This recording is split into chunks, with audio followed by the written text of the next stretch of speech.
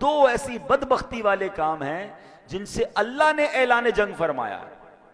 ایک ہے سود کا کام کرنے والا. ہاں اس کے قریب بھی نہ جائیے گا. کبھی کتنا بڑا نفع کیوں نہ نظر آ جائے, کبھی کتنی بڑی مجبوری کیوں نہ آ جائے, سود پر کام مت کیجئے گا, کیونکہ اس سے رب نے جنگ کا اعلان فرمایا. دیکھیں دو قسم کے لوگوں کی لڑائی ہوتی ہے. دو مضبوط لڑتے ہیں, ہم کہتے ہیں پتہ نہیں کون جیت جائے, دونوں ہی تگڑے ہیں. ایک کمزور اور ایک مضبوط ہو تو بندہ کہتا ہے یار لگتا تو یہی ہے مضبوط جیتے گا, مگر کیا پتہ کمزور آج اپنا کوئی داؤ لگا لے.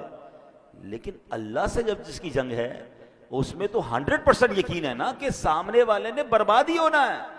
میرے رب کی قدرت کا عالم یہ ہے کہ اللہ سے بہت سارے لوگوں نے جنگ کرنے کی کوشش کی. اللہ اچھا دو قسم کے لوگ کون ہیں, ایک سود کا کام کرنے والا, ایک اللہ کے پیاروں سے اللہ کے ولیوں سے دشمنی کرنے والا. تو جس نے اللہ کے ولیوں سے دشمنی کی اللہ نے اس سے بھی اعلان جنگ فرمایا. تو آپ دیکھیں جب رب اپنی قدرت کا نظارہ دکھاتا ہے نا, تو نمرود نے خدائی کا دعویٰ کیا تھا, اللہ سے جنگ کی تھی نا, تو اللہ نے اس کو کوئی بہت بڑی چیز سے ہلاک نہیں کیا, اس کو مچھر سے ہلاک کر دیا.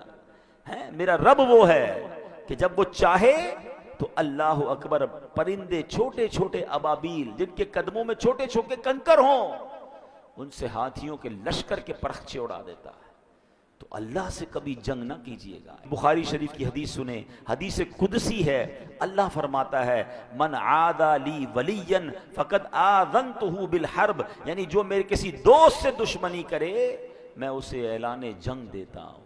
تو کبھی بھی اللہ والوں سے نہیں لڑنا. اچھا اب سود تو بڑا کلیئر ہے نا کہ بھائی کاروبار میں ہے یا کسی کو قرض دیتے ہوئے کوئی سود لے رہا ہوتا ہے, سود کما رہا ہوتا ہے, وہ تو فوراً چھوڑ دیں. لیکن اللہ کے ولی سے اللہ کے پیاروں سے دشمنی, یہ تھوڑا سا ٹپیکل معاملہ ہے, کیونکہ ہمیں کیا پتہ اللہ کا کون کون پیارا ہے. بہت سارے پیارے تو مزارات میں چلے گئے, مگر کیا اب اللہ کے پیارے اس دنیا میں نہیں ہیں؟ کیا اولیاء کرام نہیں ہیں؟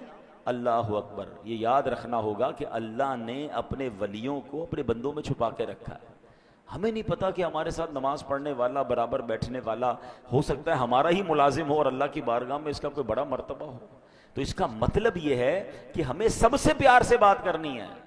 بلکہ حدیثوں میں تو ایسے الفاظ ملتے ہیں کہ کچھ لوگ ہوتے ہیں جن کے پرا گندہ بال ہوتے ہیں, میلے کچیلے کپڑے ہوتے ہیں, جن کو کوئی اپنی محفل میں نہیں بلاتا, وہ نہ آئے تو کوئی نوٹس نہیں کرتا, مگر اللہ کی بارگاہ میں ان کا وہ مقام ہوتا ہے کہ اگر وہ قسم اٹھا لیں کسی بات پر تو اللہ ان کی قسم کو پورا فرما دیتا ہے. ہمیں ایسے لوگوں سے زیادہ ڈرنا چاہیے جن کو کوئی نہ پوچھے نا کہ یار یہ تو بڑا عجیب سے کپڑے ہیں, میلے کچیلے ہیں, کوئی پرسنالٹی بھی نہیں ہے, کوئی بلا بھی نہیں رہا. کیا معلوم اللہ کی بارگاہ میں اس کا کیا مرتبہ ہے.